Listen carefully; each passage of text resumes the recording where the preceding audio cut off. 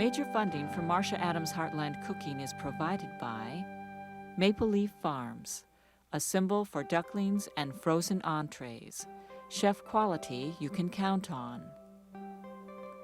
By Souder Woodworking, America's furniture craftsman. With more than 50 years' experience, Souder provides ready-to-assemble furniture for today's home and office. By Marilat Industries, America's cabinet maker, committed to quality in a variety of kitchen and bath cabinetry styles. Hello there and welcome to Heartland Cooking. Apples are surely a favorite of Midwestern cooks. If I were asked to give you the most classic of Midwestern desserts, I would probably say apple pie. And we'll be doing a very fine version of apple pie later in the show. But I'm going to begin with a very sophisticated recipe, grilled duck breast with morel cider sauce. We're starting with the sauce. In a 10-inch sauté pan, cook 6 slices of bacon cut in half-inch pieces until they're nice and crisp, and set them aside to drain. Leave 2 tablespoons of fat in that skillet. And then next, you need a total of 1/2 pounds of mushrooms to make the sauce. And I suggest using fresh morel mushrooms if you can get them. As you know, it's a very short season, so I am going to have dried ones today. The morel season lasts about 2 weeks in May here in the Midwest. These are the dried ones that we buy, and then we reconstitute them either in broth or wine. They look like that. They don't puff up very much. And we're going to use that in a combination of mushrooms that are just the plain white buttons that we get at the grocery store. It doesn't matter what kind of mushrooms you use, just so you have 1/2 pound. Now cook those mushrooms for 5 minutes or until the juices evaporate. See, these are all ready to go for me. Now here in the Midwest, we'd probably eat this mixture just as it is on top of sirloin steak. We wouldn't add another thing to it, and that would be good eating. But to this mixture of the sauteed mushrooms and the 2 tablespoons of fat, we're going to add 1 1/2 cups of apple cider and 1/4 of a cup of dry red wine and a tablespoon of my very favorite balsamic vinegar, nice and aromatic, and 1/4 of a teaspoon of dried thyme and 1/4 of a teaspoon of dried rosemary. Now you could use fresh herbs if you have them on hand, and you would use a teaspoon of the minced. Now cook these, this whole mixture on high heat for an additional 5 minutes. You want to reduce the sauce by half. Now in another container, combine 1/4 cup of cider with 1 tablespoon of cornstarch, because that's what we're going to thicken this mixture with. And I'm going to whiz on through this, and I have a finished sauce to show you. And then add this cornstarch mixture to this, and it ought to be bubbling by this time, this reduced sauce. When I say reduced, that means just boil down. And then bring that to a boil until it's thickened. And to it, add then your reserved bacon pieces. Isn't that going to be wonderful? And 2 tablespoons of minced cilantro. The cilantro, I think, really is a great herb to use with this. And it should be added at the last minute because it loses its flavor very quickly when it's boiled. So just add that just before you take it off. Then when this thickens up, turn it to low and do the duck breasts. And we're ready to do those right now. Over here on the broiler, we have 2 boned and skinned duck breast halves. And as far as broiling them, they can be done, don't these look wonderful? These can be done 3 different ways. First of all, you can cook them outside over charcoal, or you can broil them in the oven about 6 inches from the heat, and it takes about 2 minutes on each side. Or you can broil them, as we're doing here, in an inside grill. Now, the amount of time that it takes to grill any meat will depend totally on the manufacturer's instructions and the way these things are constructed. So save your brochure, for goodness sakes, and check out how long you should broil your meats. Now for these duck breasts, we have grilled them about 5 minutes on each side, so they would be medium rare. And this is what they look like when they're all finished. See? Beautifully pink. Wonderful, wonderful. Duck now has become a very chic meat, and for a couple of good reasons. It's delicious to begin with, and secondly, duck breeders have developed a much leaner duck.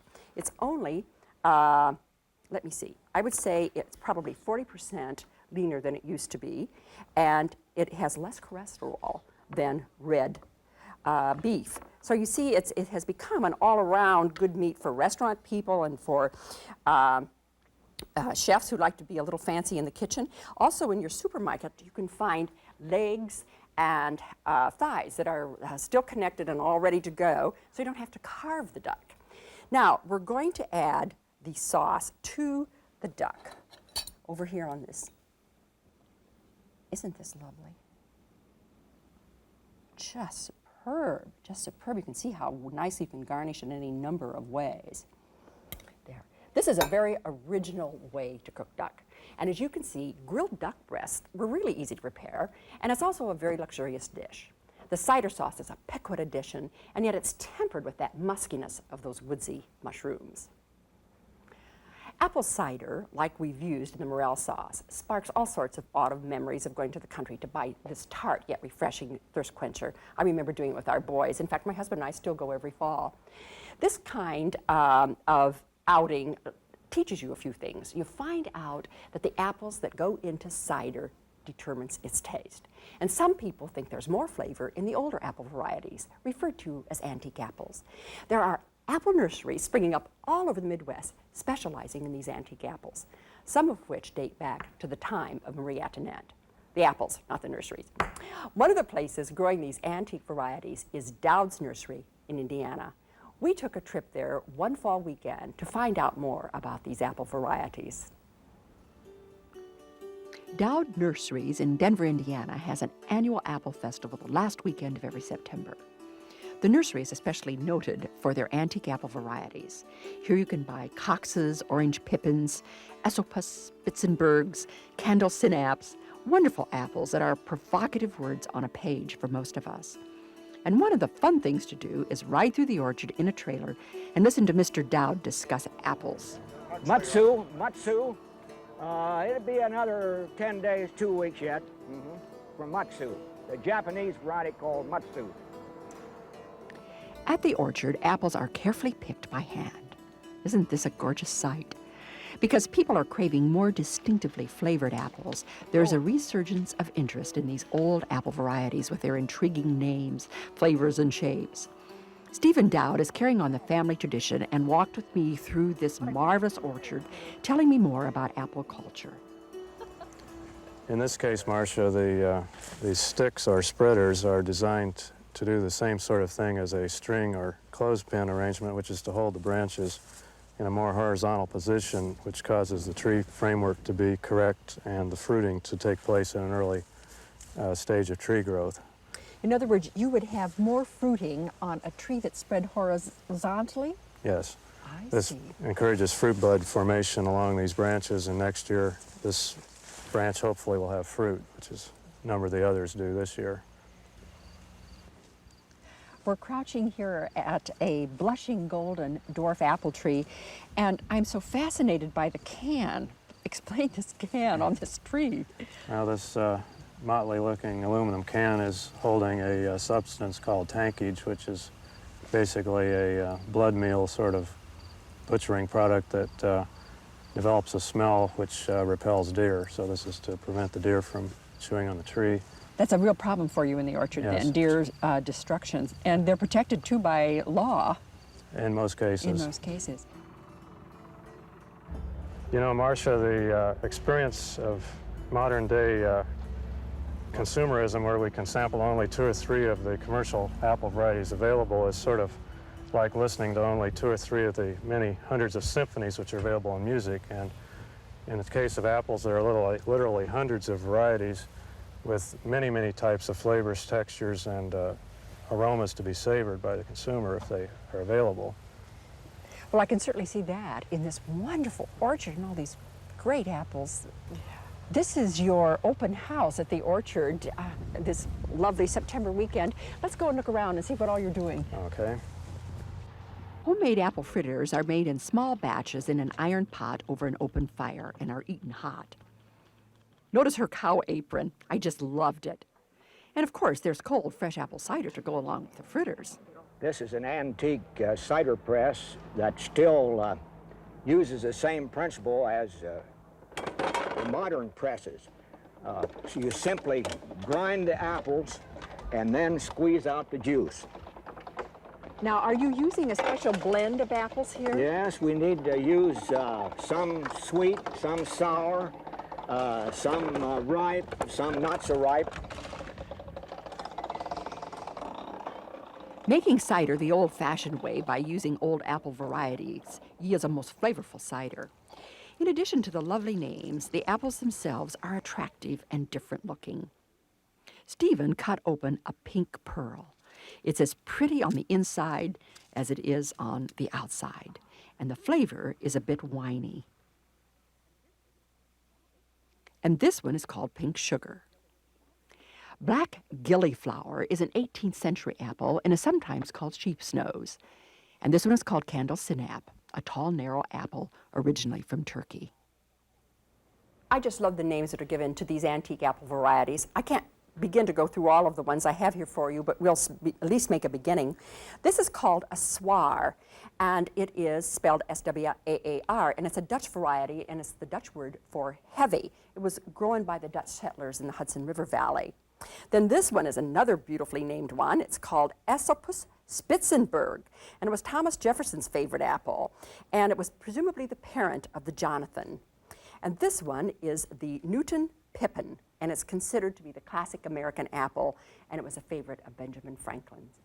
Many of the varieties that were grown before the Civil War are now being revived, and I'm sure glad, because truly they're absolutely delicious, and after you have eaten them and worked with them, you're kind of spoiled.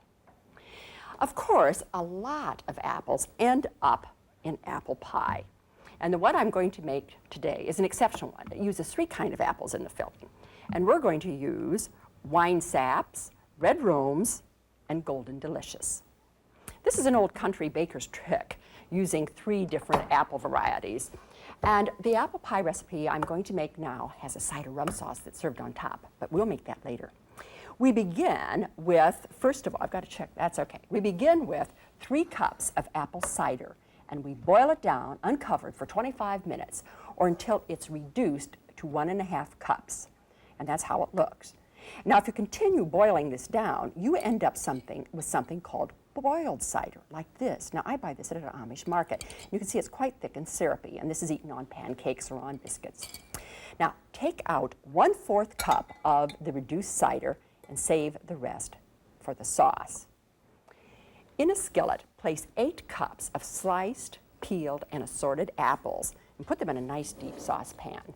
And then add 1/4 cup of this cider that was reserved and 2 tablespoons of dark rum. 1, 2, and 1 for the pot. Then you want to cook these covered for 3 to 4 minutes until they're barely tender. In the early years of American history, the wealth of a town was frequently based on the amount of apples and cider that they had stored over the winter months. It was really an important commodity. It was like money in the bank. And cider, especially sparkling cider, which was slightly fermented, was a favorite drink of the colonist. And that also sometimes the children nipped a little too, because the barrels were kept out in the barn. While this is simmering, I want you to combine in a medium bowl 1/2 cup of white sugar and 1/4 cup of brown sugar, 2 tablespoons of flour, 1/2 teaspoon of cinnamon, 1/4 teaspoon of nutmeg, and 1/4 teaspoon of cardamom, and combine those. Now, cardamom, and that's spelled with an M-O-M on the end, cardamom, is a member of the ginger family, and it's native to India. It's a very pungent, aromatic spice, and it has a very spicy, sweet flavor. And this is what it looks like. It's used widely in Scandinavian and East Indian cookery. And you'll also find it in Danish pastries and curries. And I happen to think that it goes very, very well with apples. It's very strong. So now use this spice sparingly. But once you get started with it and have it in your cupboard, you're going to use it more and more frequently. It's that kind of spice. It kind of grows on you. Now we're going to add the dry ingredients to the sautéed apples, which, as I mentioned to you, are barely tender. This is a very thick pie, so this pre-cooking softens up those apples, because I think it's pretty unpleasant to bite into an apple pie and have a half-baked apple. In fact, that's not a good pie at all. Now stir that in. When you're buying cider at a place such as the Dowds, sometimes you can specify the blend of cider that you prefer. If you do want it to be fruity and sweet, and yet it should have some bite to it. So the blends are important. Cider freezes well, so I always try to buy an extra gallon in the fall and transfer it to smaller containers, and then I have it on hand to use all winter long, or all summer long, I should say. It's a very important ingredient for mincemeat. Now we're ready to transfer this to the pie crust and use a very nice, deep 9-inch pie and transfer this to the crust. This is going to be a nice wet pie, but that moist pie, there's a farm saying that you either have spoon pie or hand pie. I think this is probably going to be one of those spoon pies. Doesn't this look good? But the flour will thicken up most of those juices. You don't want a dry pie. Now to this, add this 2 tablespoons of butter. This is getting better all the time, isn't it? And tuck that down in like that. And now we're going to add the crust. All rolled up here for me. This, incidentally, is a lard pie crust because it holds up well. Now just crimp this closed.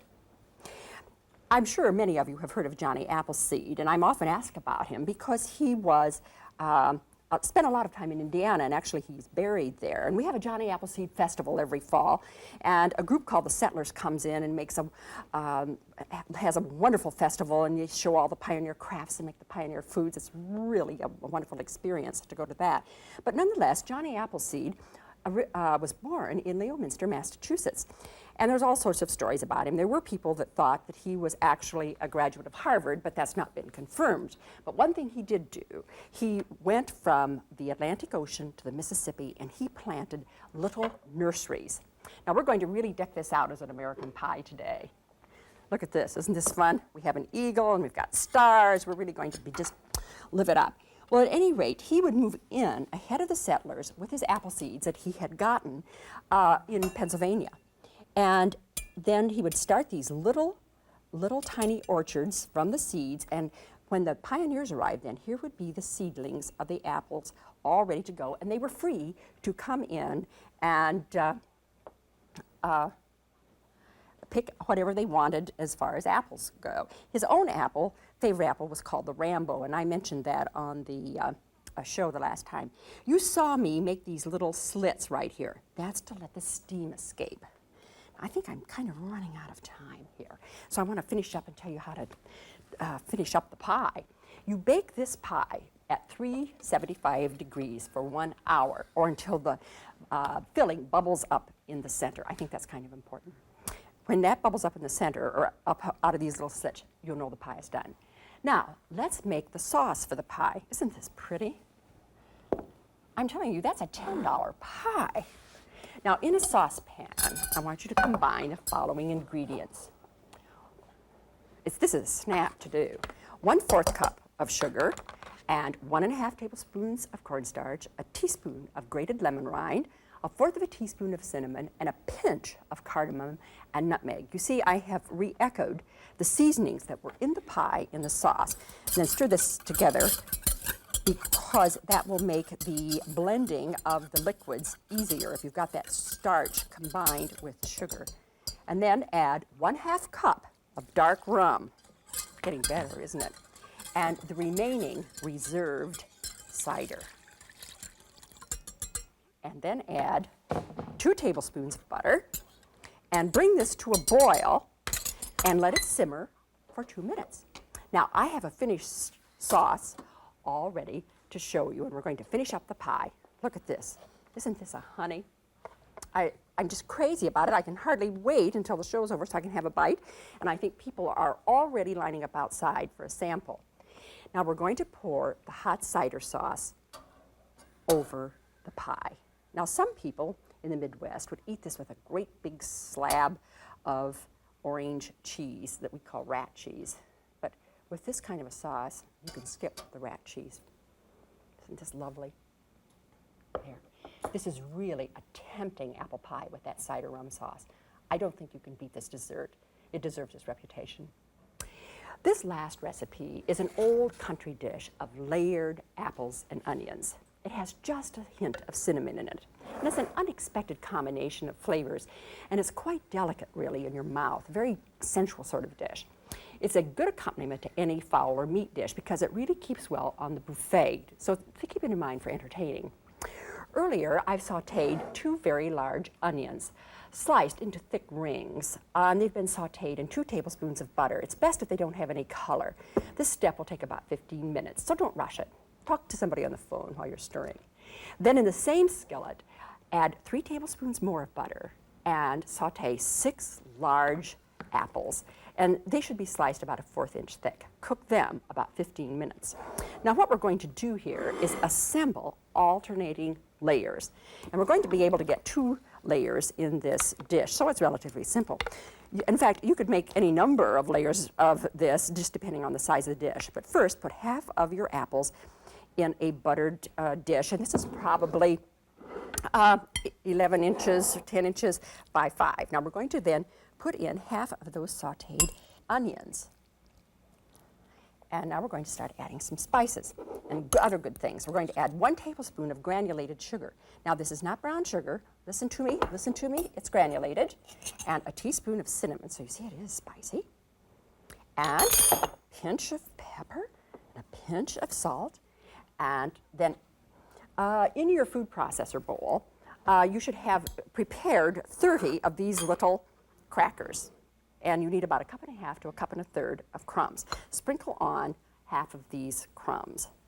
And then repeat the whole process. We'll just add these like this. You know, my grandfather ate apple pie for breakfast almost every day of his life, at least as I recall him as when I was a child growing up. And I always thought when I got to be 80, if I survive, I was going to do that too. He lived until 80 and ate apple pie for breakfast. Actually, pie was a favorite. Apple pie especially was a good breakfast dish for country folk because it was sturdy and sweet, sort of like a sweet roll, I suppose, a version of it. A tablespoon of sugar, a teaspoon of the cinnamon, and another speck of this, another speck of this, more crumbs.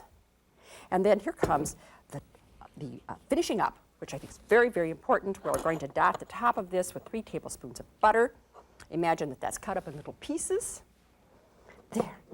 And did I say my grandfather ate an onion pie? He ate apple pie. And then over the top, we're going to pour 1 cup of cider. Now, that is going to hold that all right. Now, this recipe would originally been made with an old apple variety, such as Cox Orange Pippin or Pitmaston Pineapple. But we're going to, of course, today make it with just a conventional cooking apple that you can buy at your grocery store. Bake this at 325 degrees for anywhere between 1 hour and 3 hours. You want the casserole to bubble up in the center. The length of the cooking time depends really on the age of the apple, the amount of moisture in the apple. It ought to appear somewhat cooked down when it's finished. And this is what it looks like when we're all done. This is a sturdy Heartland dish. This dish really is very similar to an escalloped apple, country style. I thought all the recipes, though, were really fantastic today. Maybe that's because I'm enthusiastic about apples anyway. We started with the grilled duck breast with a morel cider sauce. This is a very aristocratic entree. It's altogether delectable, and I hope you try it in your own kitchen. You don't have to wait until you go to a fancy restaurant to eat broiled duck. And then we did the 3-apple pie with cider-rum sauce. It's a divine apple pie with a combination of 3 apple flavors with its own cider sauce. And then the apple onion casserole. It might sound like a strange combination, but actually the sweet apples and the mild onions marry very well, and you have a nicely mellow dish. Apples are not only wonderful to eat, they're also ideal to use with craft items. How many of you have seen Applehead dolls? These were frequently made by pioneer mothers for their children, and they're still popular today among craft people. The apples are dried first and then shaped as they dry to give characters to the face. I think she needed a little sunblock. This apple parer is a reproduction of a very old design, but you can see how efficiently it worked. You could peel an apple as fast as you could crank the handle. This was used especially during applesauce and apple butter season, and the Amish still use them. Apples are used too as purely decorative objects in themselves because they're so beautiful. Yeats called them the silver apples of the moon, the golden apples of the sun. Here, they're used to fill a brass foot warmer. This is a handsome old piece and ordinarily would have been filled with coals to give off heat. Notice the wooden footrests on the top. The women would sit with their long skirts arranged over the top of this to keep warm in drafty houses. Now we fill it with apples and greens. This quilt is called Tree of Life. It was made in 1880 and has just one tree with green leaves on it. I see those quirks in quilts and wonder why. But of course, those questions are never answered, and that's part of their fascination. The stories untold. So, until next time, essa gut. Eat good.